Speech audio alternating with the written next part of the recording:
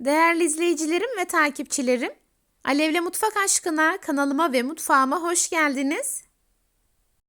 Bugün de sizler için harika iç harcı ve çıtır çıtır lezzetiyle nefis bir börek tarifi hazırladım.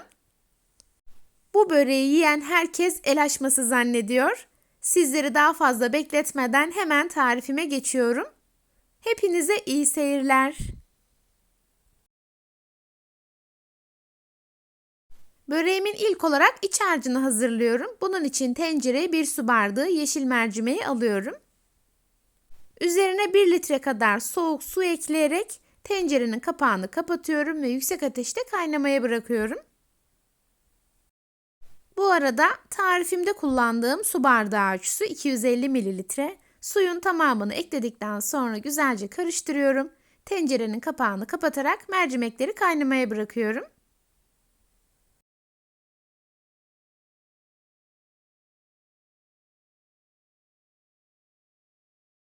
Mercimekler kaynamaya başladıktan sonra tencerenin altını kısık ateşe getiriyorum.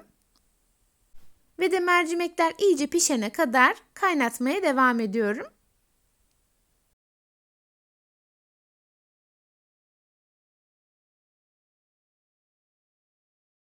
Yaklaşık 20 dakikanın sonunda kontrol ettiğimde gayet güzel pişmişti. Pişen mercimekleri hemen süzüyorum.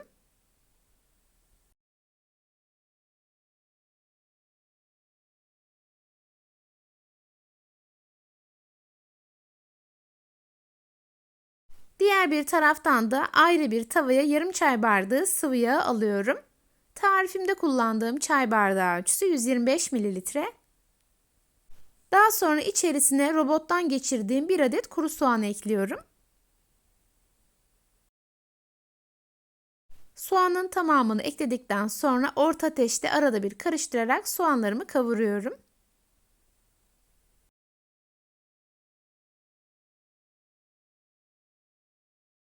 Hafif pembe rengini alıncaya kadar kavurmaya devam ediyorum. Daha sonra diğer malzemelerimi ekleyeceğim.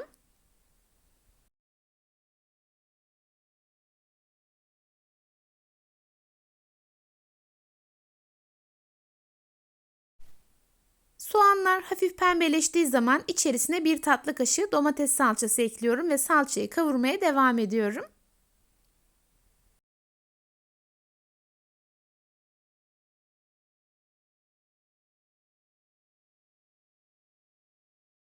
Salçanın ekşi tadı çıkana kadar kavurmaya devam ediyorum. Yeteri kadar kavurduktan sonra içerisine süzdüğüm yeşil mercimeği ekliyorum.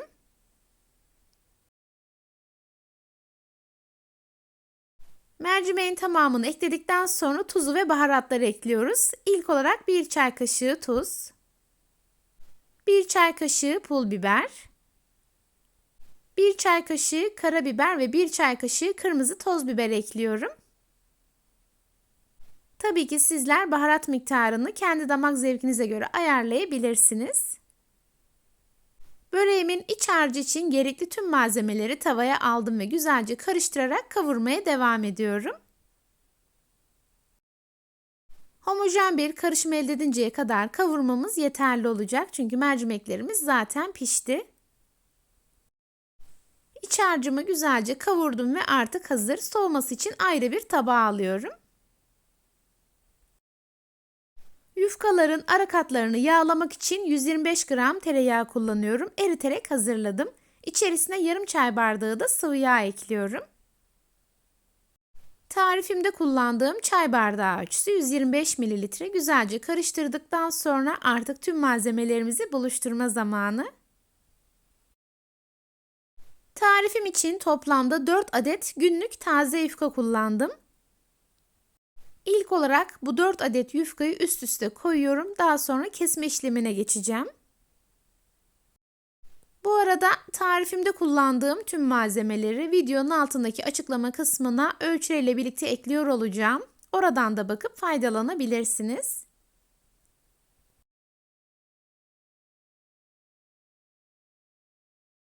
Dört adet yufkayı üst üste koyduktan sonra görmüş olduğunuz gibi ilk olarak ikiye katladım. Üçgenleri daha eşit kesebilmek için tekrar katlayarak kesme işlemine devam ediyorum. Yani bir adet yufkayı toplamda 8 eşit parçaya kesmiş oluyoruz.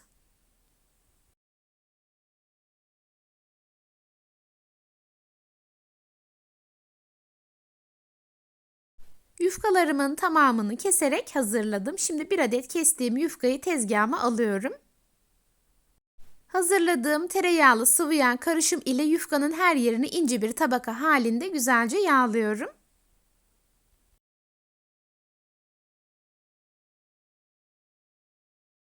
Her yerini yağladıktan sonra ikinci kestiğim yufkayı da üzerine koyuyorum. Ve aynı şekilde ikinci yufkamın da her yerini güzelce yağlıyorum. Bu arada diğer bir taraftan da fırınımı 200 derece alt üst ayarı açarak ısıtıyorum. Böreklerimi hazırladıktan sonra sıcak fırına koyarak pişireceğim. İkinci yufkamın da her yerini yağladıktan sonra hazırladığım ve soğuttuğum iç harcımı yufkanın geniş kısmına bolca koyuyorum. Bu arada yeşil mercimek ile daha önce hiç börek yapmadıysanız mutlaka bu tarifimi denemelisiniz. Gerçekten inanılmaz lezzetli oluyor ve yiyen herkes içerisinde kıyma var zannediyor. İç harcımı koyduktan sonra yufkayı üzerine kapatıyorum. Kenarlarını da tekrar üzerine kapattıktan sonra rulo yapıyorum. Rulo yaparken ne çok sıkı ne de çok gevşek olmasın lütfen. Çok sıkı olması halinde pişme esnasında patlar. Çok gevşek sarmanız halinde de böreklerinizin şekli bozulur. Yufkalarımın tamamı bitene kadar aynı işleme devam ediyorum. 2 adet yufkayı yağlayarak üst üste koyuyorum. Geniş kısmına iç harcını koyduktan sonra rulo yapıyorum. Dilerseniz böreklerinizi bu şekilde rulo yaparak hazırladıktan sonra buzluk poşetlerine koyarak buzluğa koyabilirsiniz. Pişireceğiniz zaman da böreklerinizi buzluktan çıkarttıktan sonra üzerine hazırladığımız sosu sürerek hemen fırına koyabilirsiniz. Özellikle Ramazan yaklaşırken bu tarifimi sizlerle paylaşmak istedim. Çünkü bu tür börek tarifleri sahur için gerçekten kurtarıcı bir tarif. Tarifimin de bütün detaylarını videomda sizler için paylaşıyorum. Yine de aklınıza takılan bir şey olursa yorumlarınızı bekliyorum. Gördüğüm an yorumlarınıza hemen dönüş sağlayacağım.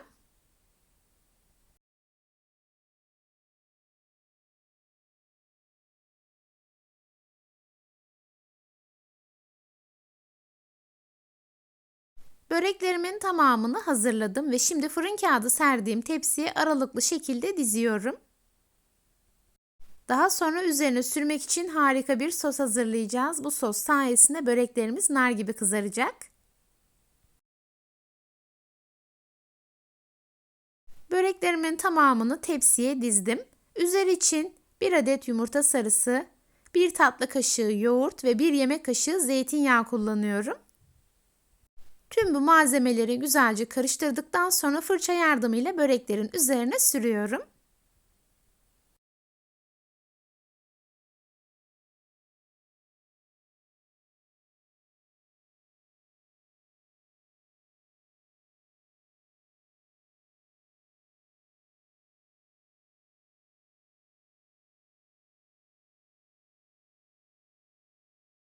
Tamamının üzerine yumurtalı karışımı sürdükten sonra ilk olarak çiğ susam serpiyorum.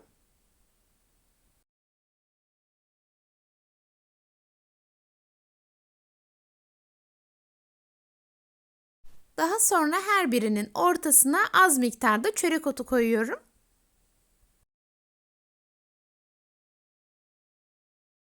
Böreklerim artık fırına girmek için hazır. Önceden ısıttığım 200 derecelik alt üst ayarlı fırına koyuyorum ve pişiriyorum. 20 dakikanın sonunda pişen böreklerimi fırından çıkartıyorum. Fırından çıkınca 1-2 dakika dinlendiriyorum. İlk sıcaklığı gittikten sonra hemen böreklerimi sunum için hazırlıyorum. Nar gibi kızaran, dışı çıtır çıtır, içi yumuşacık böreklerim artık servis için hazır. Bu lezzetli tarifimi yapıp deneyecek olan herkese şimdiden afiyet olsun.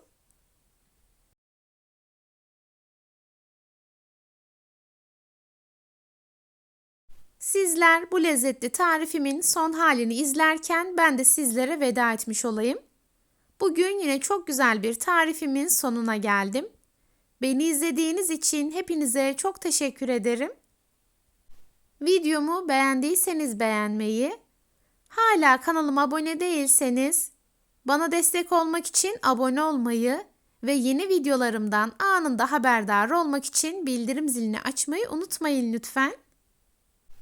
O değerli ve güzel yorumlarınızı her zaman bekliyorum. Videolarımı görmesini istediğiniz arkadaşlarınızla paylaşabilirsiniz. Tarifimi yapıp deneyecek olan herkese şimdiden afiyet olsun. Bir sonraki tarifimde görüşmek ümidiyle kendinize çok iyi bakın. Hoşça kalın. Allah'a emanet olun.